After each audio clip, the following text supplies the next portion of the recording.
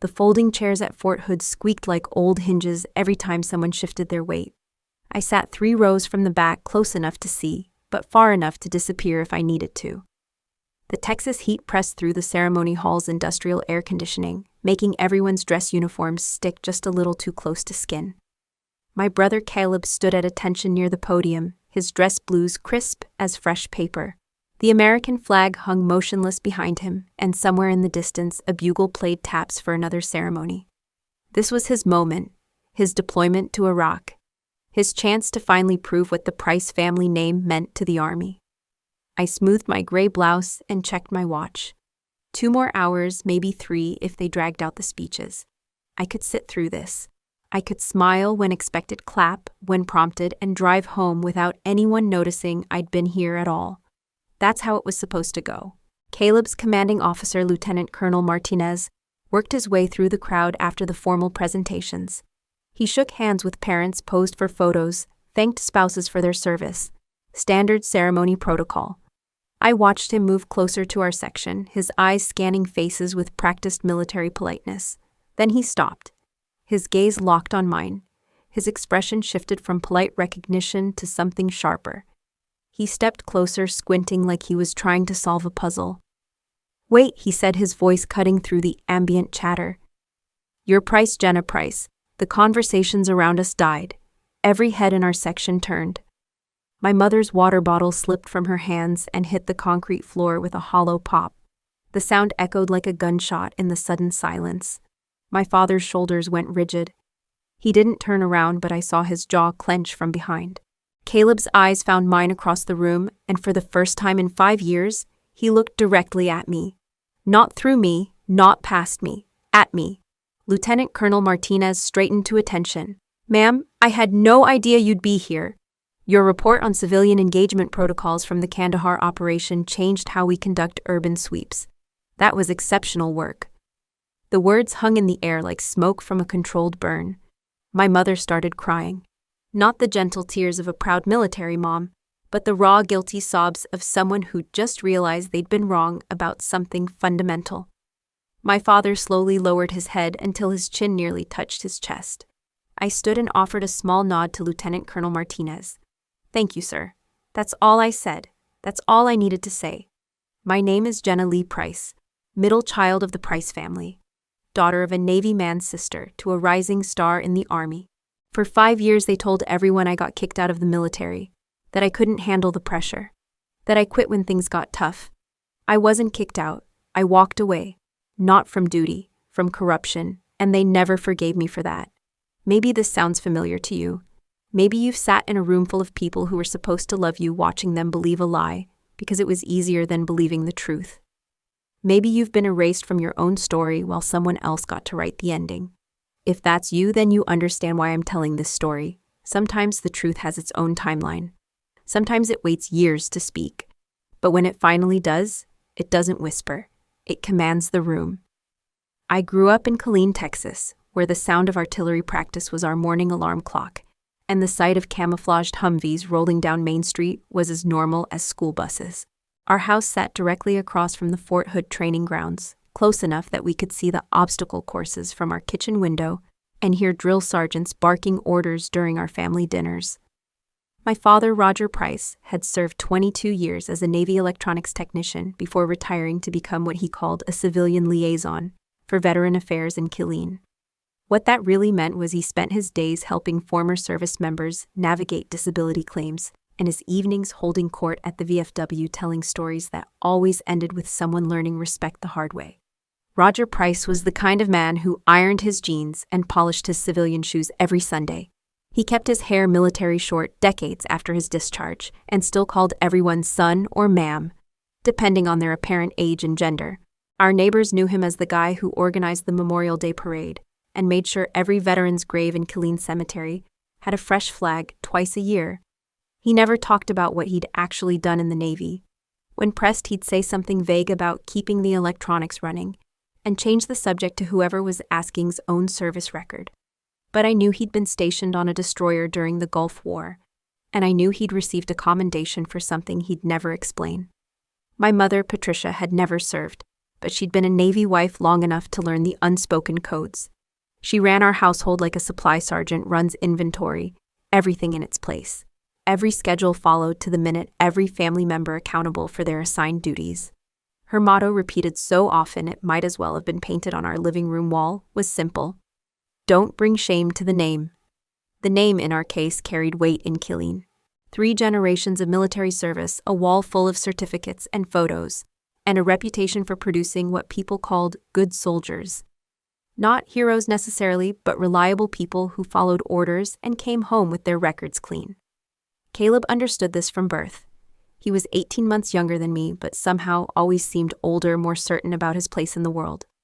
While I spent my teenage years reading books about military history and quietly excelling in ROTC, Caleb was the one who talked about his future officer rank like it was already engraved on his desk nameplate. He had the look for it. Square jaw, broad shoulders, the kind of confident smile that made older veterans nod approvingly when he shook their hands. During high school, he dated the daughter of a Fort Hood chaplain and volunteered at every military family event in Central Texas.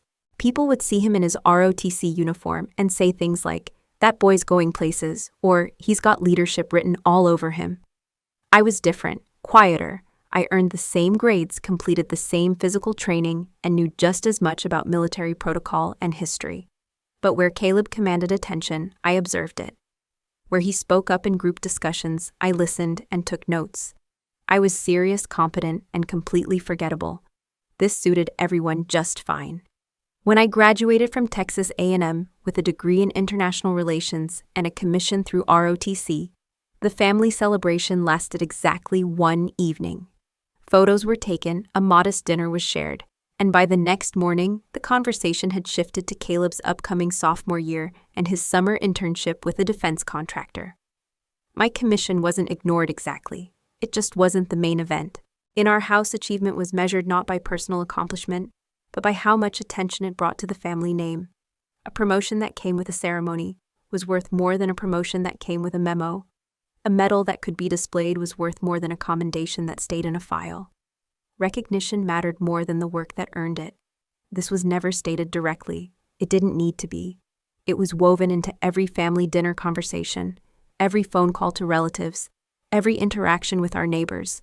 When Mrs. Henderson from down the street asked about our military careers, my mother would light up talking about Caleb's leadership potential and mention my service as an afterthought. "Jenna's doing well too," she'd say, usually while loading the dishwasher or organizing mail. "Steady work, nothing glamorous, but she's contributing." Contributing. That was the word that followed me through my early Army years like a shadow. Not excelling. Not leading, contributing. The unspoken rule was simple. Stay in line, follow protocol, don't make waves. Strength came from silence. Honor came from compliance. Success was measured by how little trouble you caused, not by how much good you did. Questions were discouraged. Dissent was seen as disloyalty, and moral uncertainty was treated like a character flaw that could be corrected with better discipline and clearer orders. The chain of command exists for a reason, my father would say, whenever current events sparked dinner table discussions about military decisions. Your job isn't to second-guess your superiors. Your job is to do your job. This philosophy worked well for Caleb. He thrived in environments with clear hierarchies and explicit expectations. He could walk into a room, assess the power structure, and position himself accordingly within minutes. It was like watching a machine calibrate itself for optimal performance. For me, it was more complicated. I wanted to serve. I believed in the mission, respected the institution, and felt genuine pride when I put on the uniform. But I also asked questions that didn't have comfortable answers. I noticed discrepancies between official reports and what I observed in the field. I wondered about the long-term consequences of short-term tactical decisions. These weren't the kinds of thoughts you shared at family dinners. In our house, medals spoke louder than morals. Commendations carried more weight than questions. And the worst thing you could do wasn't to fail at your mission, it was to make your failure visible to people outside the family. I learned to keep my observations to myself. I learned to nod when my father explained why certain military decisions made sense from a bigger picture perspective I couldn't see. I learned to smile when Caleb described his plans to move up the ranks quickly by staying focused on what matters. What mattered, according to the Price family code, was maintaining the reputation we'd built over 3 generations of service. What mattered was bringing honor, not shame, to the name. I thought I understood what that meant. I thought I could live with those rules. I was wrong. The thing about eastern Syria is that the sand gets into everything. Your boots, your equipment, the corners of your eyes, where you can't quite reach to wipe it away. After 3 months deployed as an intelligence coordinator for the 427th Logistics Support Unit, I'd learned to taste the grit between my teeth and consider it normal. Our forward operating base sat on what used to be farmland, back when this region grew something other than suspicion and improvised explosive devices. The compound was a collection of prefabricated buildings, surrounded by concrete barriers and razor wire, designed to house 150 personnel who were supposed to be managing supply routes and convoy security. Most days, that's exactly what we did. I spent my time in a climate-controlled trailer analyzing intelligence reports and coordinating with local informants who helped us identify safe passage routes for humanitarian aid deliveries. It was important work, but it wasn't glamorous. I tracked supply manifests, updated threat assessments, and wrote reports that other people used to make decisions I'd never see the consequences of. It was exactly the kind of steady behind-the-scenes contribution my family expected from me. On September 15th, that changed. The mission briefing came down from Division Command at 0800 hours. Intelligence suggested that a compound 12 kilometers northeast of our position was being used to store weapons and coordinate attacks on supply convoys. The building had been under surveillance for 2 weeks, and satellite imagery showed regular movement that matched patterns associated with insurgent logistics operations. The strike was scheduled for 1400 hours when thermal imaging indicated the lowest civilian presence in the surrounding area.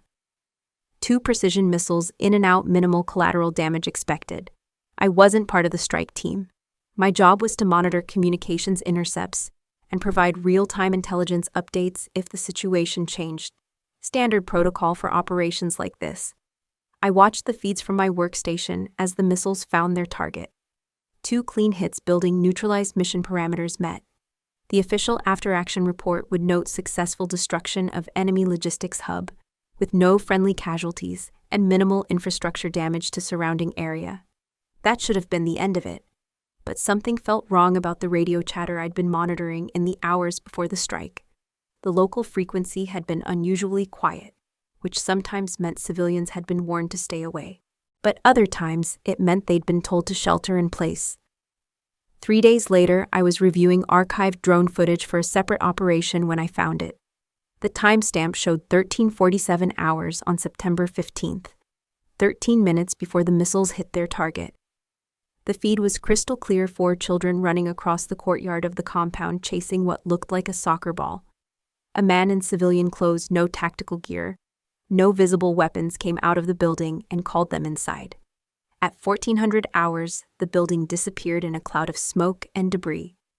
I watched the footage 12 times, hoping I'd misunderstood what I was seeing.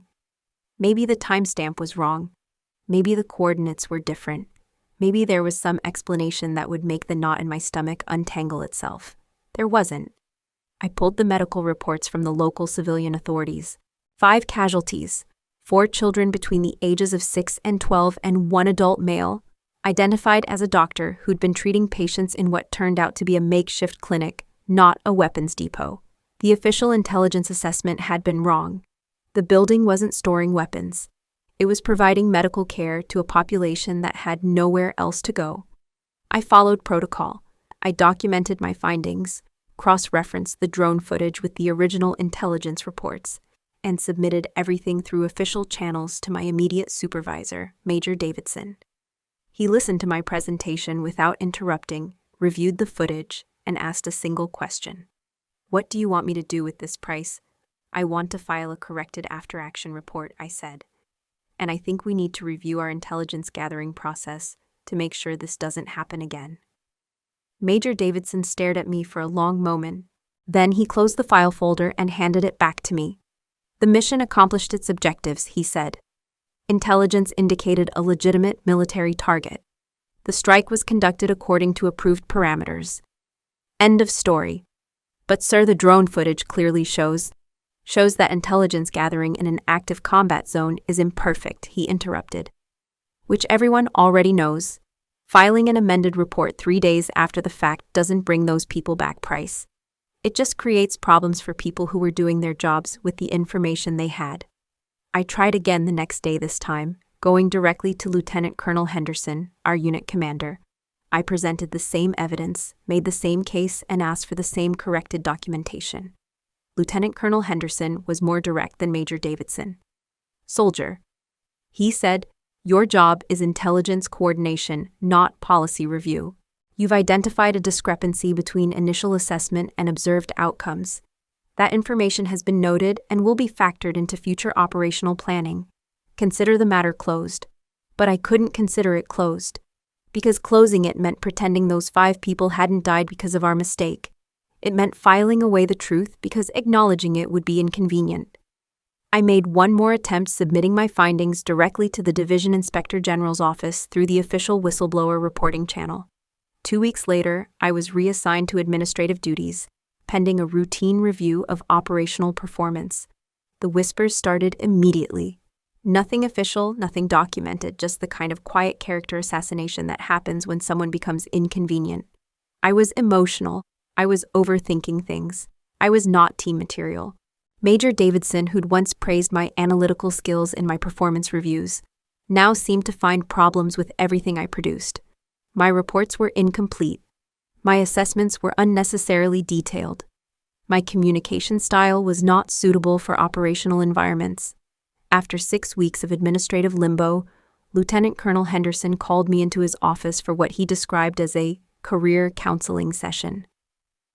Price, he said, you're a good soldier.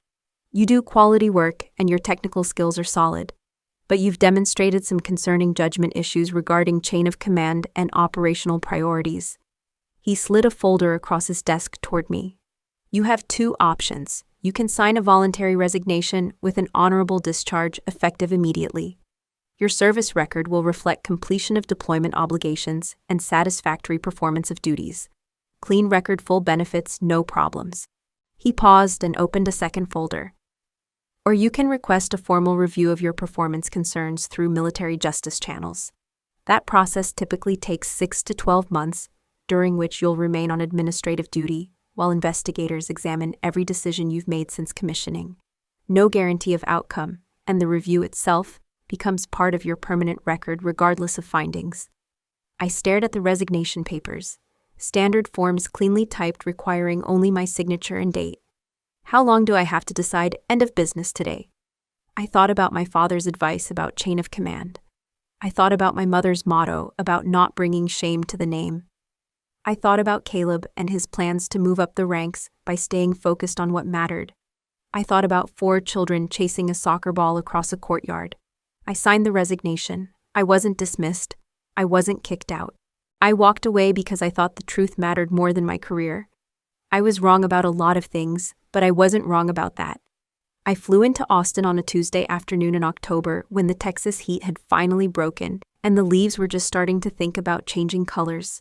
My duffel bag contained everything I owned that mattered: 3 sets of civilian clothes, my dress uniform wrapped in plastic, a laptop with a hard drive I'd scrubbed clean of everything except personal photos, and a manila envelope I hadn't opened since leaving Syria.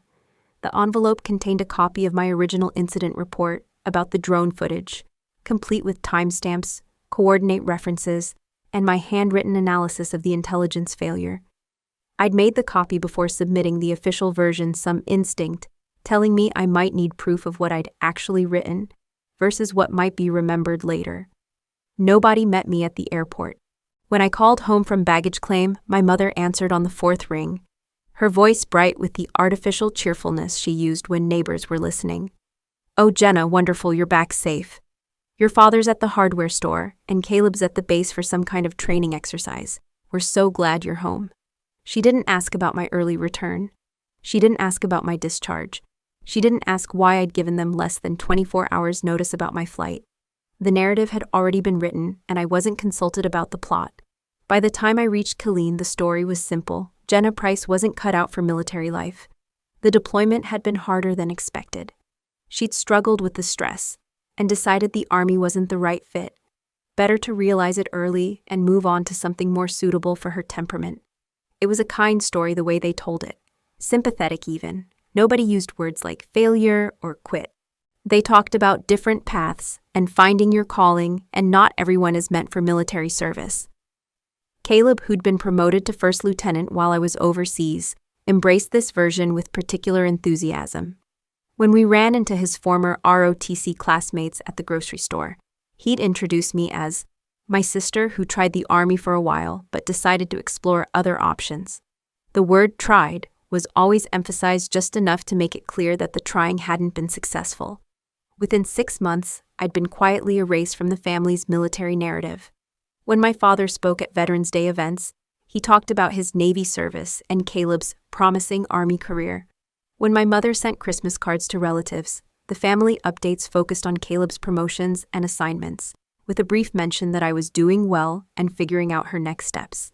The American Legion Post, where my father held his weekly coffee meetings with other veterans, stopped including me in their event invitations.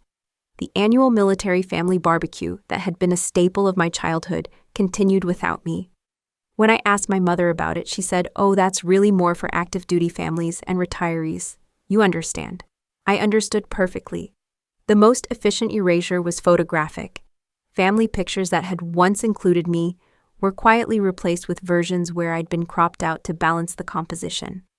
The wall of military photos in our living room, which had briefly included my commissioning ceremony portrait, was reorganized to focus on the family's ongoing service tradition.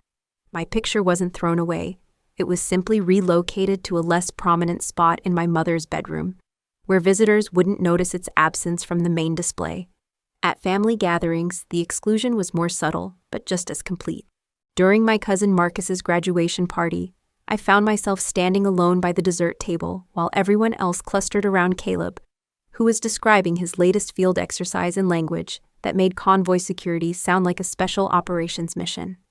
Marcus's wife Jennifer approached me with the cautious smile people use when they're about to ask an uncomfortable question.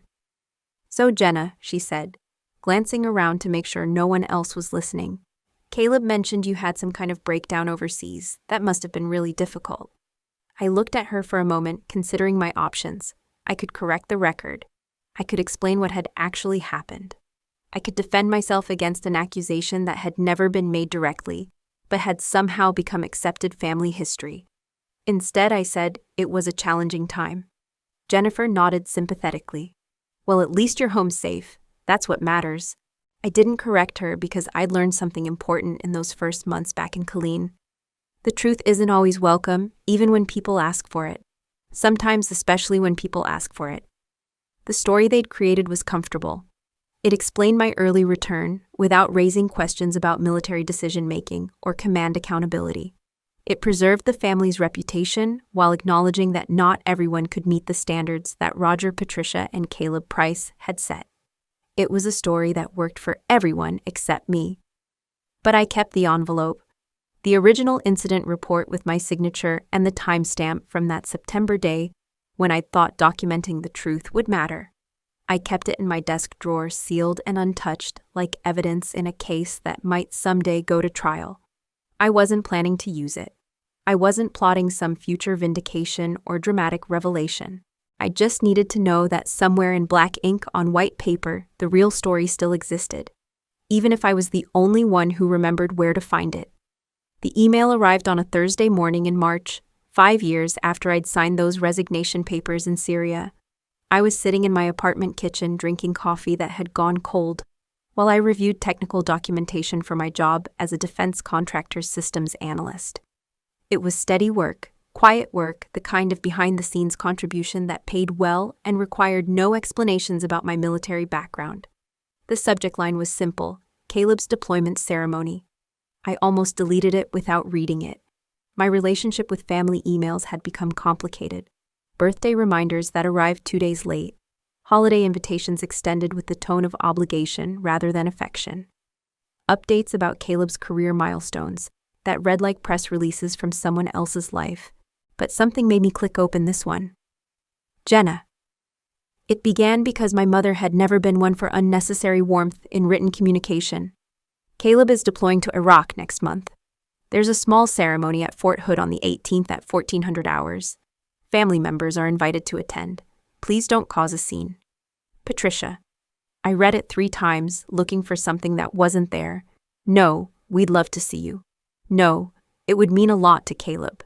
No acknowledgement that we hadn't spoken in 6 months, not since the awkward phone call after Thanksgiving, when she'd mentioned that my cousin's son had joined the Marines and was really thriving in the military environment. Just instructions, a time, a place, and a request that I not embarrass anyone by existing too loudly in the space they'd allocated for me. I stared at my laptop screen for 10 minutes, cursor hovering over the delete button. I could ignore it. I'd perfected the art of being absent from family events over the past 5 years. They'd learned to plan around my non-attendance to tell stories that didn't require my participation to take photos. That worked fine, without me in the frame. Deleting the email would be easier for everyone, but I didn't delete it. Not because I wanted to see Caleb off to his deployment. Not because I thought my presence would somehow heal the careful distance we'd all maintained. Not because I believed showing up would change anything about how they saw me or how I fit into their version of our family story. I decided to go because I wanted to stand in that room and see who I'd become. 5 years of living as a footnote in someone else's narrative had left me curious about my own reflection. I wanted to know what it felt like to exist in a space where I'd once belonged to. Measure the distance between who I used to be and who I was now. I wanted to see if I could sit through ceremony and ritual and forced family smiles without feeling the old familiar ache of wanting to belong. I RSVP'd with a single word, attending. The morning of the ceremony, I stood in front of my closet for 20 minutes considering my options. Not my dress uniform, which would be too much like demanding recognition I'd forfeited the right to claim. Not anything too casual, which would look like I didn't understand the significance of the event. I chose a muted gray blouse and black slacks. Professional but not attention-seeking. Appropriate but not trying too hard. The kind of outfit that would blend into the background while meeting the minimum standard of respect for military protocol. In my wallet tucked behind my driver's license and credit cards, my old Army ID card sat expired and faded. The photo showed a younger version of myself, serious-faced and clean-eyed, someone who still believed that doing the right thing would be rewarded with recognition rather than exile. I left the ID where it was, not because I was ashamed of my service, but because I'd learned the difference between carrying your history and being trapped by it. The drive to Fort Hood took 45 minutes through flat Texas landscape that looked exactly the same as it had when I was growing up. Same highway, same exit signs, same cluster of businesses that existed primarily to serve military families, passing through on their way to somewhere else. I parked in the visitor lot, checked my reflection in the rearview mirror, and walked toward the ceremony hall with the steady pace of someone who belonged there, even if no one was expecting her to show up. I wasn't going to prove anything to anyone. I wasn't going to make a statement or demand an apology or force a confrontation that would satisfy some long-delayed need for vindication. I was just going to stand in the room and see what 5 years of erasure had done to the space I used to occupy. Sometimes that's enough. Sometimes showing up is its own quiet form of resistance.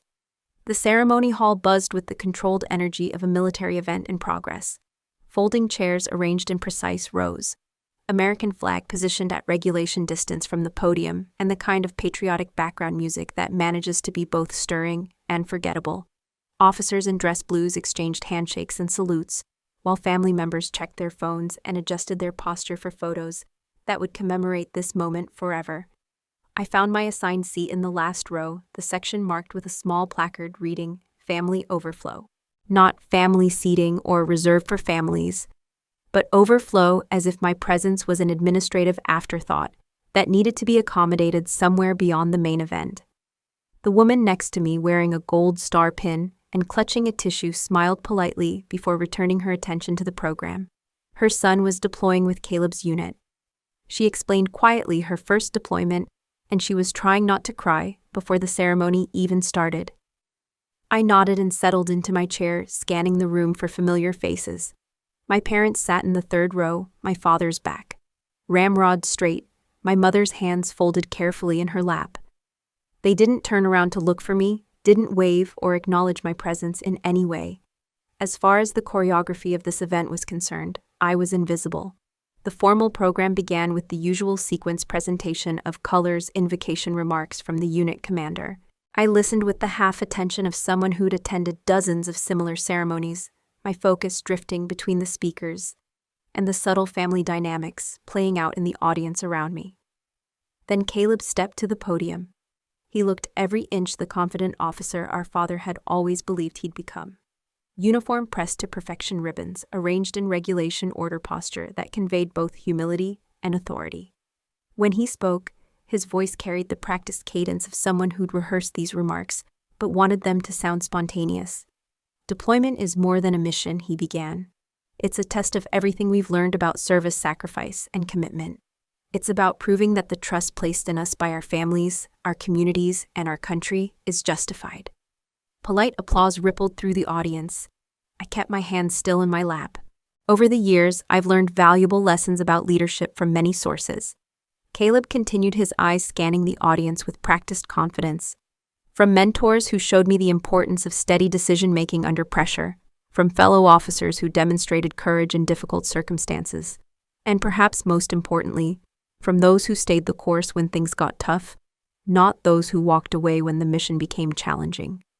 The words hung in the air like smoke from a controlled burn. He wasn't looking at me when he said it. He was looking at a point somewhere over the heads of the audience, maintaining the proper eye contact technique they teach you in public speaking courses. But the message was clear, and it had my name written all over it. A few people in the audience glanced around, probably wondering who the comment was directed toward. My mother's shoulders tensed almost imperceptibly. My father remained motionless, staring straight ahead. I felt nothing. Not anger, not hurt, not the familiar ache of family disappointment, just a kind of distant recognition, like watching actors perform a play I'd seen before but never particularly enjoyed. Caleb finished his remarks to enthusiastic applause and returned to his seat among the other deploying soldiers.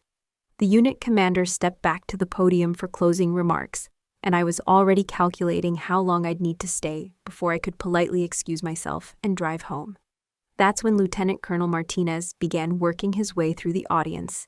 He moved with the purposeful energy of someone making official rounds, stopping to shake hands with family members, posing for photos, thanking spouses and parents for their support. Standard ceremony protocol, the kind of community engagement that builds goodwill between military units and the families they serve. I watched him progress through the rows, getting closer to my section. The woman next to me straightened in anticipation, preparing for her moment with her son's commanding officer. When Lieutenant Colonel Martinez reached our row, he paused to speak with her, expressing appreciation for her son's dedication and promising to take good care of the soldiers under his command. She beamed, asked him to pose for a photo, and thanked him 3 times before he moved on. Then he looked at me.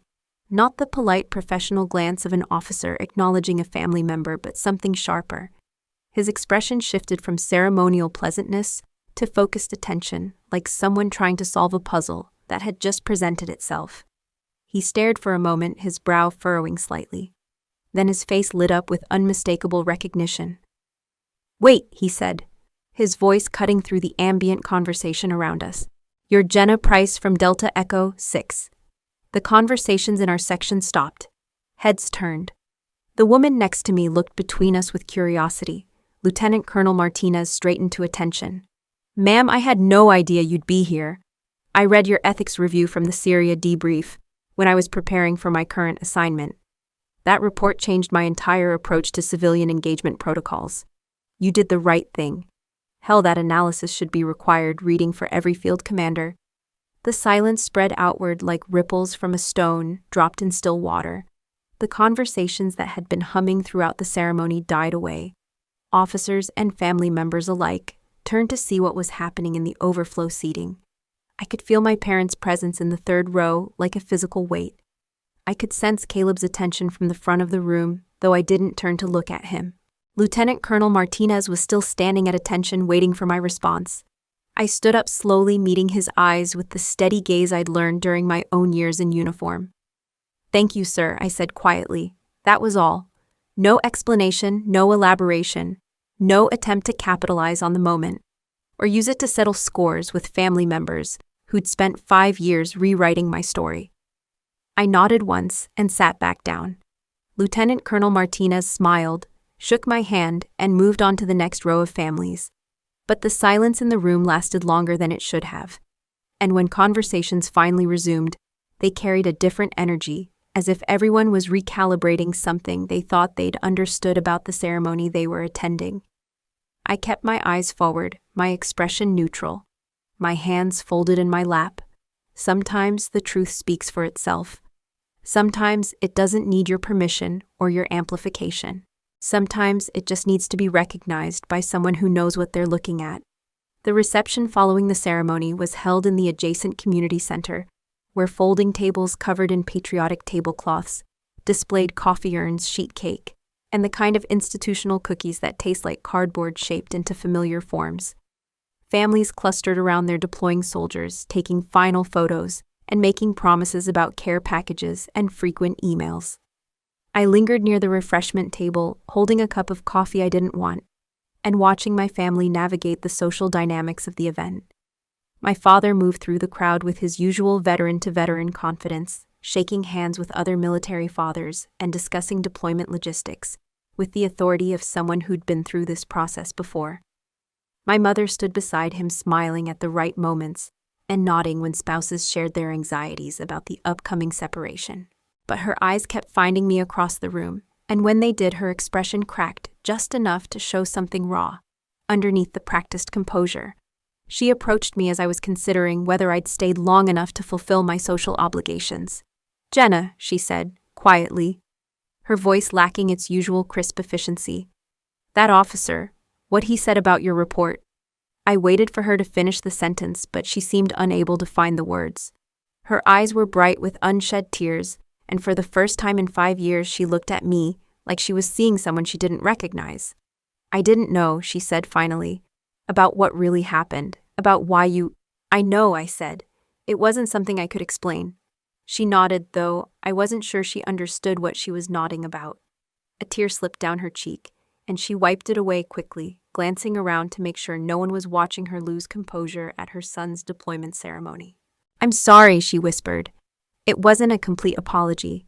It didn't address the 5 years of casual erasure or the family narrative that had written me out of their military legacy. But it was recognition, finally, that there had been something to apologize for. I nodded and touched her arm gently. "I know," I said again. My father maintained his distance throughout the reception. When our paths crossed near the coffee station, he looked past me with the focused attention of someone studying the emergency exit signs. Not hostility exactly, but the careful avoidance of a man who wasn't ready to acknowledge what he'd just learned about his daughter's service record. He'd built his identity around understanding military service, around recognizing character and competence in uniform. The possibility that he'd misjudged his own daughter's situation, that he'd accepted a comfortable lie, rather than investigating an uncomfortable truth, wasn't something he could process in the space of a church fellowship hall reception. Caleb was more direct in his avoidance. Every time I moved to one side of the room, he seemed to drift toward the other. When I approached the group of deploying soldiers to offer my best wishes for their mission, he excused himself to speak with a chaplain. When I sat down to rest my feet, he found an urgent conversation that required his attention elsewhere. It was a masterful performance of someone who wasn't avoiding his sister, just happened to be very busy with important pre-deployment social obligations. The reception wound down around sunset. Families began their final farewells, promises to write reminders about operational security and communication schedules. I said goodbye to my parents with the same polite distance we'd maintained for years, kissed my mother's cheek, and shook my father's hand. I was walking toward the parking lot when Caleb finally cornered me.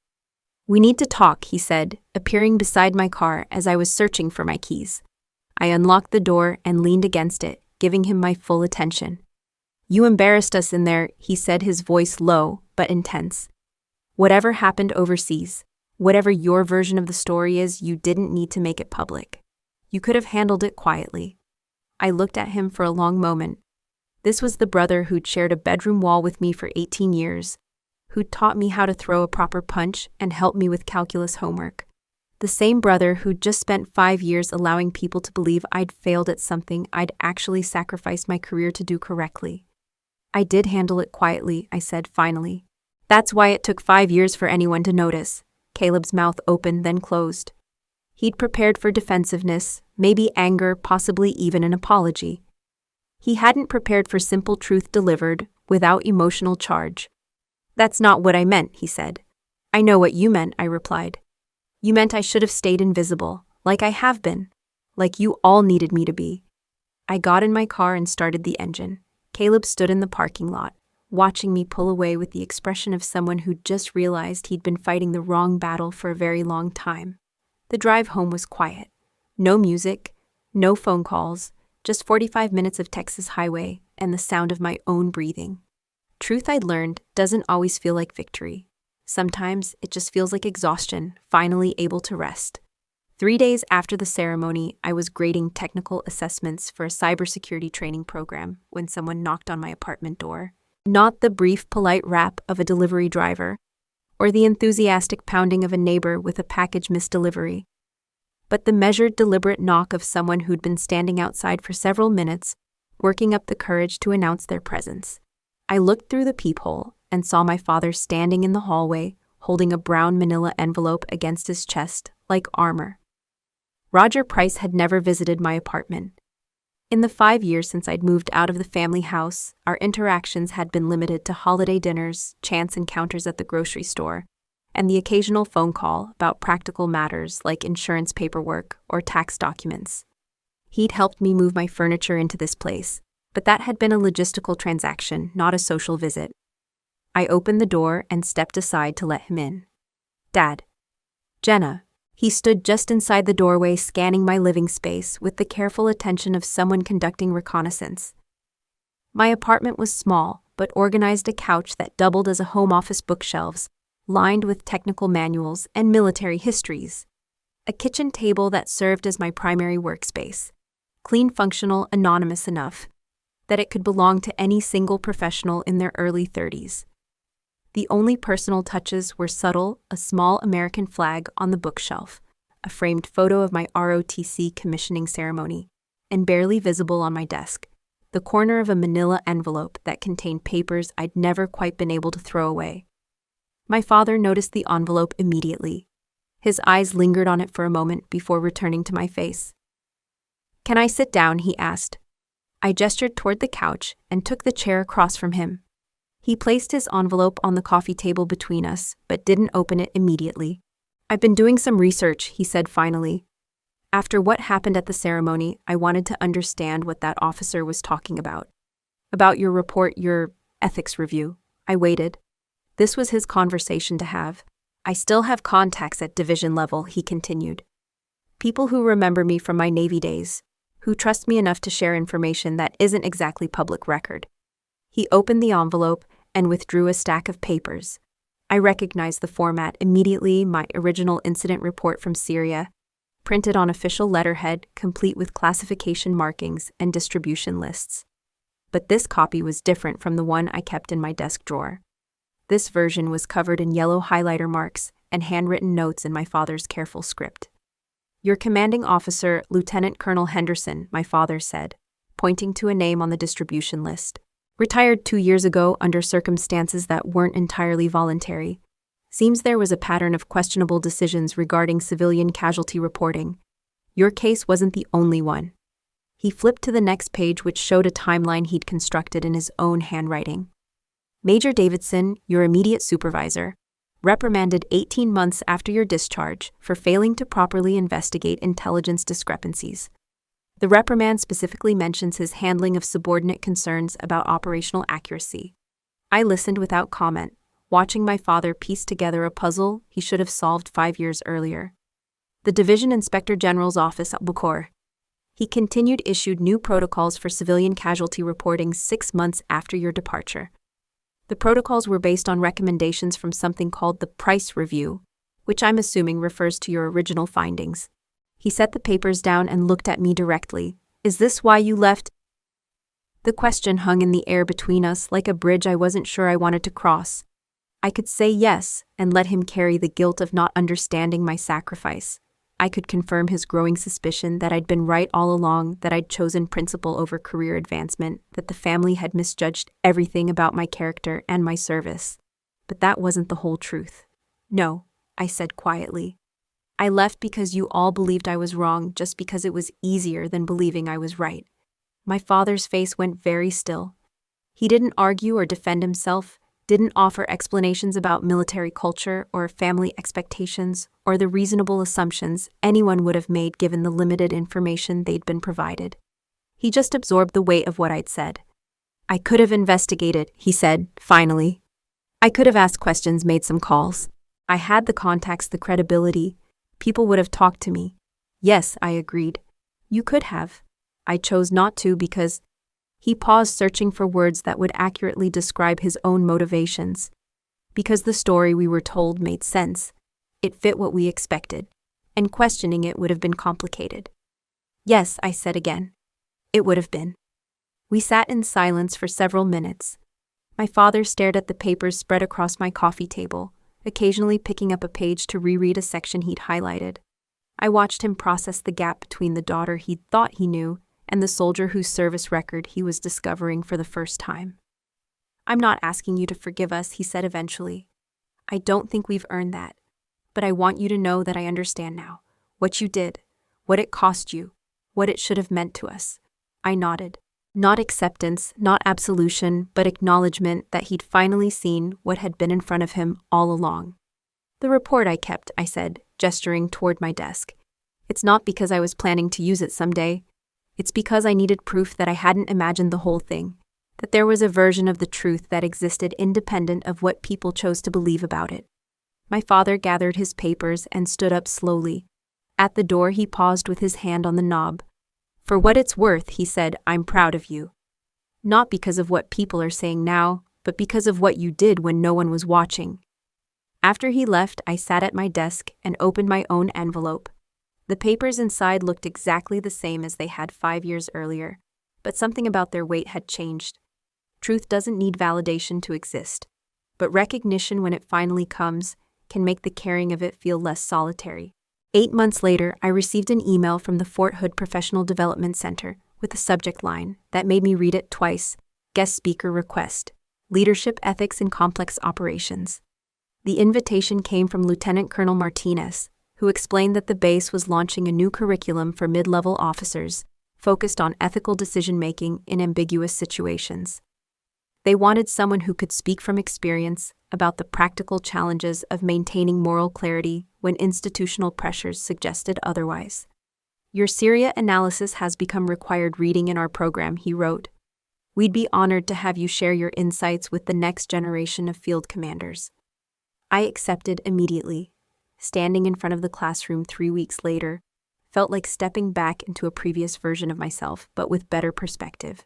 I wore a tailored replica of my old dress uniform, civilian-made but regulation-precise in every detail. Not because I was trying to reclaim something I'd lost, but because the uniform represented the values I'd carried with me even after I'd stopped wearing the original.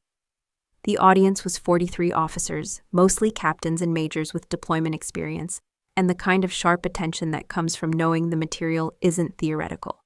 They took notes, asked pointed questions, and engaged with the case studies I presented like students who understood that these lessons might save lives someday.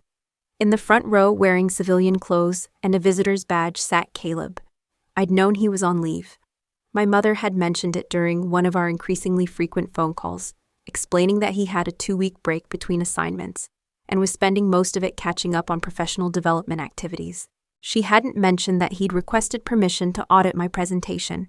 He sat quietly throughout the session, taking notes in a small notebook, occasionally nodding when I described the decision-making framework I'd developed for weighing mission objectives against civilian safety considerations. When other attendees asked questions, he listened without offering his own commentary or trying to establish his connection to the instructor. During the break, several officers approached me with specific scenarios from their own deployments, asking how my framework might have applied to their situations. These conversations ran long, detailed discussions about the practical challenges of implementing ethical guidelines in environments where perfect information doesn't exist, and split-second decisions carry lasting consequences. Caleb waited until everyone else had left the room.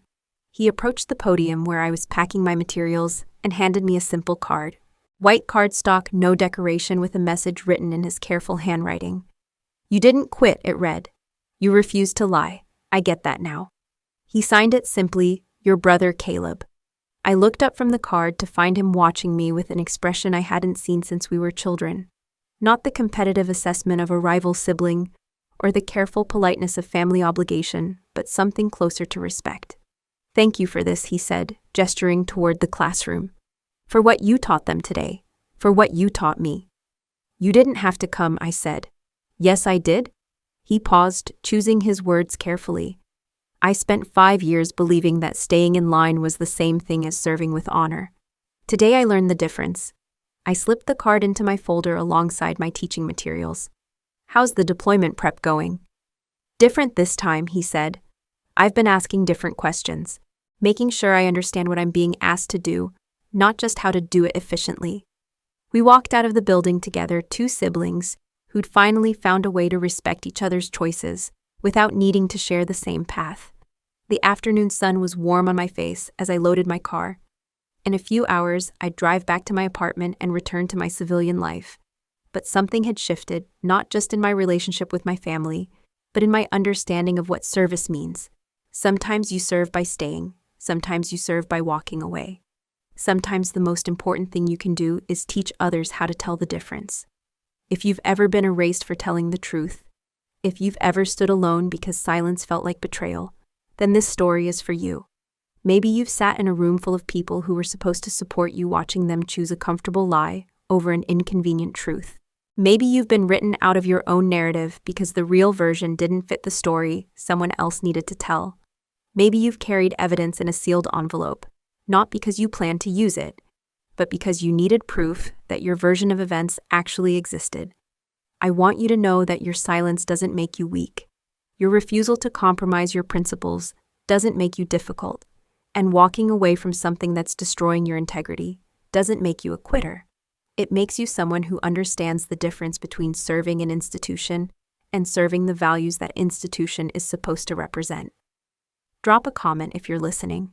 Tell me where you're watching from. Let me know if this story reached you the way I hoped it would. I told the truth and I lost my family for 5 years, but now I found something better than their approval. I found peace with the choices I made when no one was watching. And that's worth more than any medal they could have given me. Thank you for listening to my truth.